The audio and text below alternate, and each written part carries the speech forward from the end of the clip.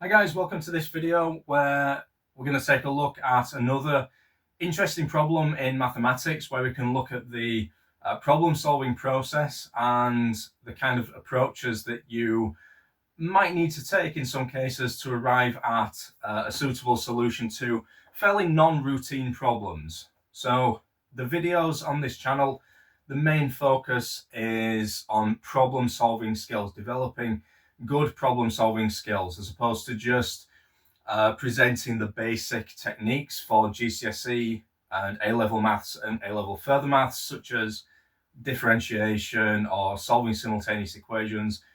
There's already plenty of videos out there that cover all of that sort of stuff. I'm really interested in the messiness of the problem solving process, which is something that a lot of people find kind of intimidating. And in my experience, it's not something that's covered, that's presented very well in textbooks or even in classroom taught courses, GCSE maths and A-level maths. By the way, guys, this is a fairly new YouTube channel. It's only got a few subscribers at this moment in time. I'd be really grateful if you'd subscribe to this channel, let other people know about it. Also, please give the video a thumbs up, give it a like, leave a comment in the comments section, positive or negative, entirely up to you. But if you could subscribe to this channel, I'd be really grateful for you to show your support. I make these videos because I want to make them. I don't make them because I get paid for making them. I just want to pass on my knowledge and enthusiasm for mathematics and help you guys to do well in your exams, to get to the college or university that you want to go to. Okay, with that said, let's have a look at the problem that I've chosen for this video. So the problem is from this book, which I've used a few times in previous videos, Challenging Problems in Algebra. Problem number 19 from chapter 12. So what we need to do is we need to factor this quartic polynomial into quadratic factors with integral coefficients. Okay, so first thing, when it comes to solving a problem, irrespective of the nature of the problem, make sure you understand what you need to do, that you've kind of got some idea in mind of what your end point should be looking like, or at least what the next couple of what things should be starting to look like as you progress. The clearer the idea, the clearer the picture that you've got, the more direction you're potentially going to have. And don't expect it to necessarily come straight away like that. You might have to really think carefully about what it is that you've been asked to do, the information that you've been given, and so on. Okay, the problem solving process is something that gradually unfolds over time. It's not an instantaneous thing. Just because you've been presented with a problem, you shouldn't expect, if it's a good problem, if it's a good challenging problem that's suitable for your level, it should be something that you've got to think about. If it's something that where the solution just comes to you straight away, either you've been very lucky, or the problem is just far too easy for you to be dealing with. You really need to be making sure that you're challenging yourself, you're pushing yourself. So first of all, I'm going to make sure that we understand what we mean by factor this polynomial into quadratic factors. So if you've done factor theorem, for example, you'll probably be familiar with linear factors, because factor theorem is mostly concerned with linear factors. So linear factors are factors of the form alpha x plus beta, for example. So let's say we've got the quadratic x squared minus 3x minus 15. Yeah, okay. X squared minus 3x minus 15. No, that's minus 10, sorry. X squared minus 3x minus 10, that would be better. One of the factors of this is x minus 5. Another factor is x plus 2. So these are the linear factors of this quadratic. Okay, this quadratic expression. Well, it's not linear factors that we're after here, it's quadratic factors. So what do quadratic factors look like? They're similar to this, I guess, but they're going to be alpha x squared plus beta x plus gamma, or ax squared plus bx plus c, whatever you prefer. We're going to be looking at factors of this form, and we need to find two such factors. So in other words, we need to express this in the form ax squared plus bx plus c times px squared plus qx plus r. Okay, and I think we're also being told a little bit more here, kind of implicitly. The fact that we're being instructed to express this as a product of quadratic factors rather than linear factors suggests to me that these quadratic factors that we're aiming for are factors, are quadratic expressions that don't further reduce to linear factors, provided that we banish complex numbers and imaginary numbers at this stage. We're just dealing with real numbers. So, for example, something like x squared plus x plus 5 is a quadratic that doesn't factorize into linear factors. Again, provided that we banish the complex numbers for the time being. If we're just dealing with real numbers, this can't be expressed as a product of two linear factors. This is what's called an irreducible quadratic. And I think, although it's not certain, I think we're probably going to be looking for irreducible quadratics here.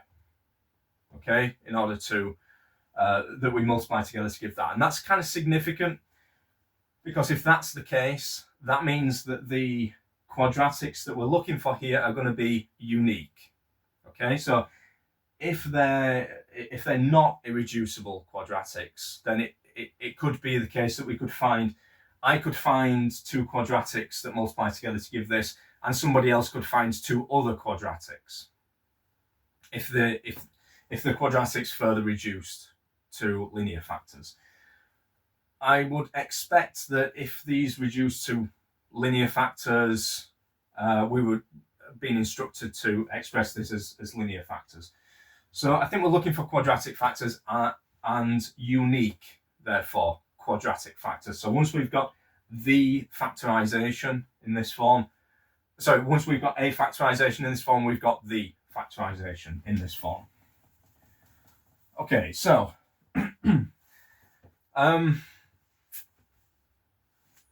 when it comes to factorizing expressions, one way, if the problem appears in a textbook or something like that, and you're being instructed to factorize, then you know it does, unless there's been a printing error or something like that, and you know it's going to factorize. So in that case, if I know that there is a factorization, it's going to be, it's not going to be too complicated, then I'll have a tendency to rely on my intuition and gut feelings rather than cold hard logic to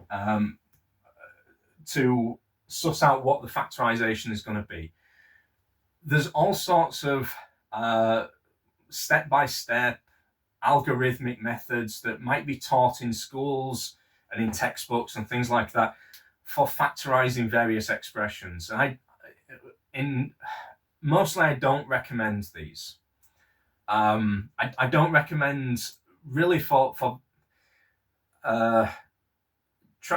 I recommend trying to avoid as much as possible step-by-step algorithmic methods to doing things when it comes to mathematics.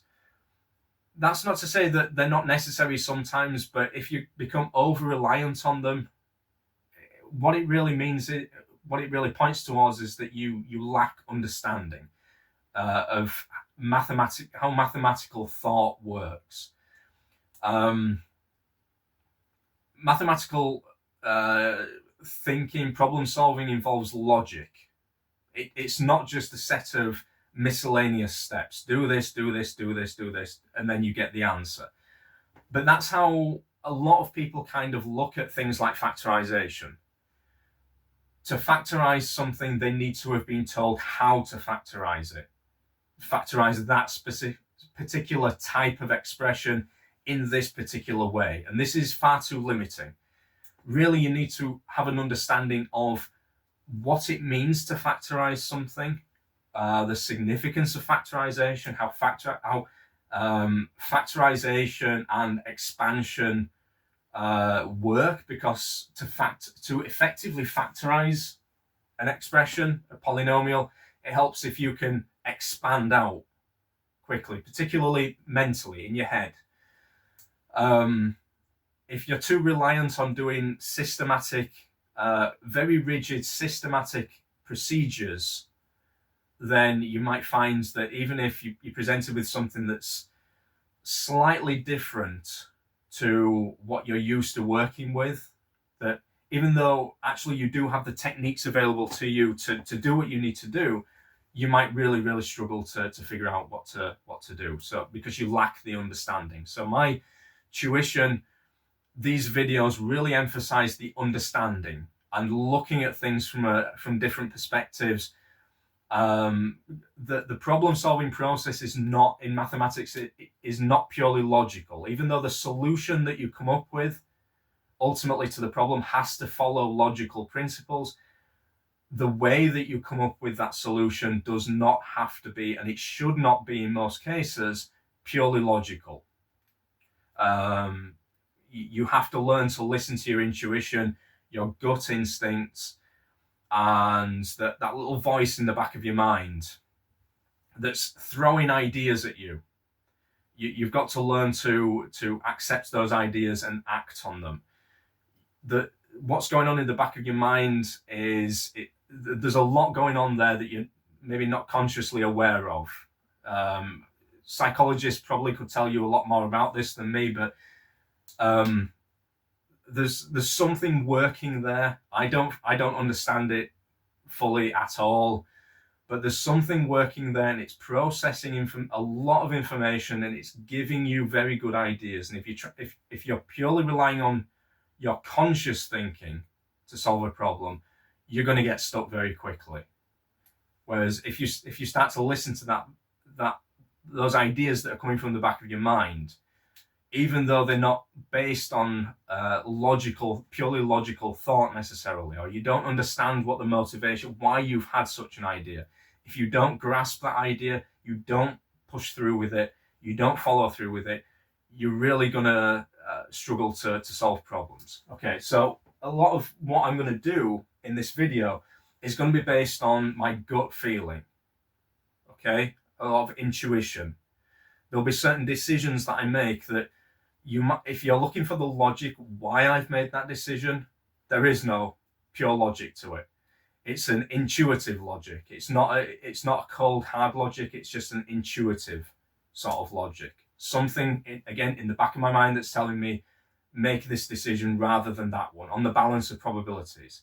It's not always 100% accurate, but you'll be surprised once you start to listen to those ideas and accept them, how reliable they can actually be.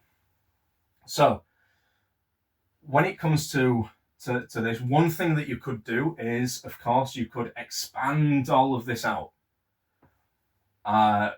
If you understand how the factorization and expansion works, then you understand that when you expand this out, if it's going to work, you'll get a polynomial that all of the coefficients of this should match up with the coefficients of this, in which case you'll get effectively 5 simultaneous equations.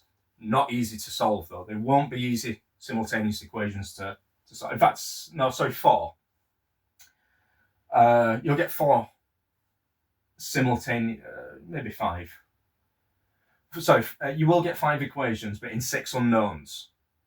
So that means that there wouldn't be a unique solution. We'll come to that in a second, but that's not the approach that I'm going to say. That is not the approach that I recommend. What I noticed first of all then is that if this is going to work, then when I expand out, I'm going to get ax squared times px squared, which is going to give me the x to the power of 4 term, which means that a times p must be equal to 1. That means then that either a equals 1 and p equals 1, or a equals -1 and p equals -1. Remember, we're dealing with integer values. A, B, C, P, Q, R are integer values. Positive or negative doesn't make any difference. Now, for simplicity, it would be better for me to choose a equals 1 and p equals 1. There's nothing wrong with me choosing a equals -1 and p equals -1 if I really want to, if I've got a good reason for doing that. But in the absence of a really specific reason for choosing this, I'm going to prefer this option, a equals 1 and p equals 1. And this is what I was getting at. When you've got 5 equations, 6 unknowns, you've got this possibility where you're going to have 2 distinct sets of solutions, sets of values for A, B, C, P, Q, and R. They're going to be very closely related. In fact, they're just going to be the negatives of each other, but there's going to be effectively a non-unique solution. Okay, so I'm going to choose a equals 1 and p equals 1. So that gives me straight away part of my factorization, or part of the quadratic expressions that I'm looking for. So then I turn my attention to C and R. C times R must be equal to 100.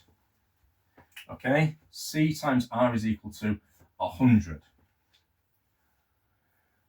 So there's various possibilities here. And also, by the way, be aware that just because C times R is equal to a positive number, that doesn't mean that C and R are both going to be positive. They both could be negative. Don't forget the fact that 2 negatives multiplied together give a positive product.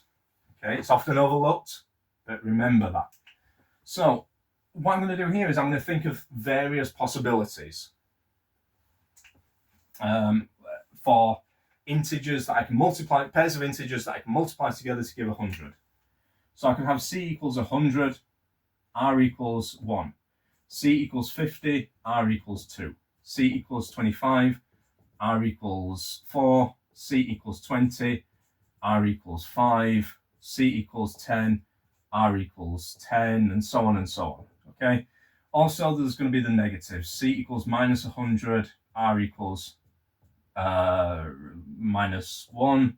C equals -50, R equals -2, and so on and so on. Okay, so this is what's going on kind of in the back of my mind. I don't necessarily write all of these down, but I'm aware of them. I've made myself aware of the fact that I need C and R to be 2 numbers that multiply together to give 100. Okay? So then I really want to narrow things down as much as I can. So what I'm going to do is I'm going to consider the possibility that C and R are both negative. So I think that my gut feeling is telling me that C and R are probably not both going to be negative. And I could be wrong. You can always, always, always be wrong when it comes to this. But I'm going to try it out. Okay? So if C and R are both negative, okay, then if I focus on the x squared term, and here's the where it's important for you to be able to kind of expand out confidently in your mind, or at least to be able to figure out, if I want to focus on this term in this polynomial, what would I need to multiply together here to get that? Rather than expanding the whole thing out, I'm kind of anticipating that to get the x squared term, I need to multiply this by this by this, and this by this. Right? So x squared times r, bx times qx, and c times x squared. And that must be equal to 9. Okay, so if that's the case, and r and c are both negative, then that means that b and q is going to be equal to 9 plus some positive number. This is all going on in the back of my head. I wouldn't necessarily be writing this out and writing it out now to try to illustrate what was going on in my head as I was going through this problem. So b times q is going to be positive. That suggests to me that either b and q are both going to be both positive or both negative. Okay, but the fact that I've got -6 here suggests that b and q would have to both be negative. And I don't know, something doesn't feel right. At this stage, something didn't feel right. That's all I can say. I'm expecting one of b and q to be negative, one to be positive, one to be negative, but not both to be negative, and not both to be positive. So something just doesn't feel right here, and that's all. Again, it's not cold hard logic. If you're wanting to know what logical process have I arrived at my conclusion here, there isn't one. It's just something in the back of my mind is telling me don't feel right. It's not forced to be correct. I might have to come back to this idea later, but it's allowing me to kind of eliminate these possibilities for the time being. I'm going to leave them on the table because I could be wrong, but it's just a gradual process of trying to narrow things down as much as possible. So this allows me to focus my attention on just these positive values. And what do I do now? Well, I've just got to try things out. I've got to try out various combinations. So there's not necessarily a correct place to start. So I'm going to start with c equals 10 and r equals 10. So I get x squared plus bx plus 10 times x squared plus qx plus 10. Okay, so again, concentrating on the x squared term. If I was expanding out here, I'd get something like 20 plus bq equals 9. Again, this is going on in the back of my head. So that means that bq is going to have to be equal to something like -11.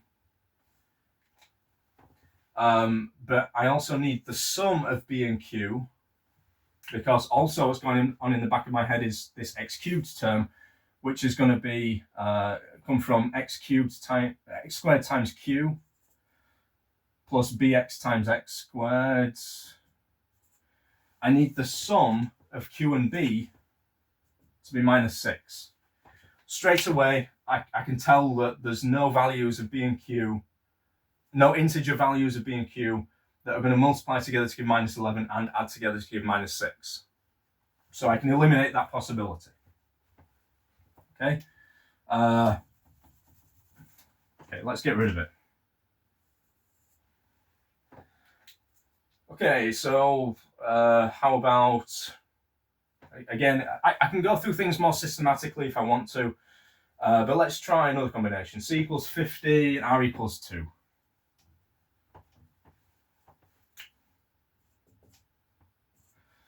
So in this case, what do I get? I get 50 plus 2, 52 plus bq must be equal to 9. So bq is going to have to be equal to -43, I guess. Is that right? Yeah, -43. So I need to think of two numbers that multiply together to give -43 and add together to give -6. Off the top of my head, I can't think of any. 43 is a prime number, I think. So again, I can eliminate that possibility. 50 and 2. And I reiterate, this is going on in the back of my mind. It's very quick. You're just looking to get through these possible combinations. Is there a systematic way of doing this? Probably. You could probably come up with a systematic way of doing it yourself, which is useful for you to use personally. But if it's something that you've just been told to do by somebody else as a kind of shortcut method, usually it's going to be very limited use to you, and it won't help you to understand. If you've come up with a kind of an algorithmic way of doing something yourself, that's an entirely different thing. That demonstrates that you understand very clearly what's going on, which bits of information are relevant, which bits of information are irrelevant, and how you can kind of streamline things. I definitely encourage you to try to do that. Shortcut methods are great, provided that you've come up with them yourself. Okay, so which combination shall I try now? 20 and 5. 20 and 5. Okay, so again, what do I get? Concentrating on the x squared term, I get 5, that's 25 plus bq is equal to 9. So that means that bq must be equal to minus 16. Minus 16. So as soon as I see that, not only am I thinking, well, I'm thinking there's a lot of ways, there's multiple ways that you can multiply various numbers together to give minus 16. But also 8 and 2 kind of pop into mind. Okay? So we could have, for example, b equals minus 8 and q equals 2. And that they add together to give minus 6. So at this point, I'm thinking, right, this deserves a bit of attention. It's not a guarantee that this is going to work, but it deserves a bit more attention. So I'm going to give a bit more thought to this. So b equals 8 and q equals minus 2 is not going to work. B equals minus 2, sorry, b equals 2 and q equals minus 8 will work. They're the two possibilities that I need to consider. Okay, b equals minus 8, q equals 2, b equals 2, q equals minus 8. So I'm thinking now that this is the direction that I need to go in.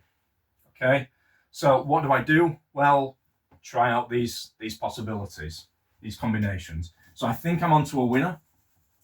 Let's see how we get on. So one combination is x squared minus 8x plus 20, x squared plus 2x plus 5. What do I do to check? Well, I expand out. Okay, so I expand out, I get x to the power of 4 plus 2x squared minus 8x squared is minus 6x squared. X cubed, sorry. To get the x squared term, it's going to be 5 plus 20 minus 16 plus 9x squared. Notice that there's no x term here, by the way. How do I get x terms from here? It's going to be minus 8 times 5, which is minus 40, plus 20 times 2. Aha, okay, so that's 0x plus 100. So that, everything matches up there. Everything matches up. X to the power of 4 minus 6x cubed plus 9x squared plus 100. This is my factorization of this into two quadratic factors. Now, what about this other combination here? Because if I chose this possibility, let's see what happens. So I'll write it up here, because it might seem at first glance that this could work as well, but we'll see that it doesn't. So we get x to the power of 4. We get the minus x squared times minus 8x, 2x times x squared. That will give me my minus 6x cubed. X squared terms will come from 5 plus 20 minus 16. And 20 times 5 plus 100. But, so everything there matches up, evidently. But what's the problem? Why doesn't this work? Because there's no x term here. Or the coefficient of x is 0, let's say.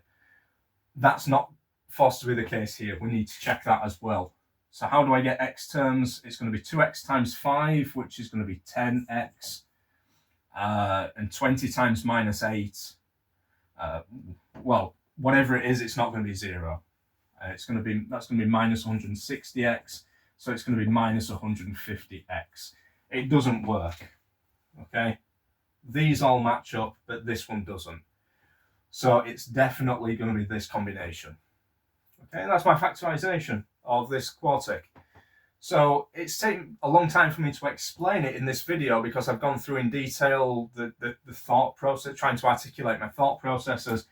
With a bit of practice, this is something that you can do in a couple of minutes tops. Okay.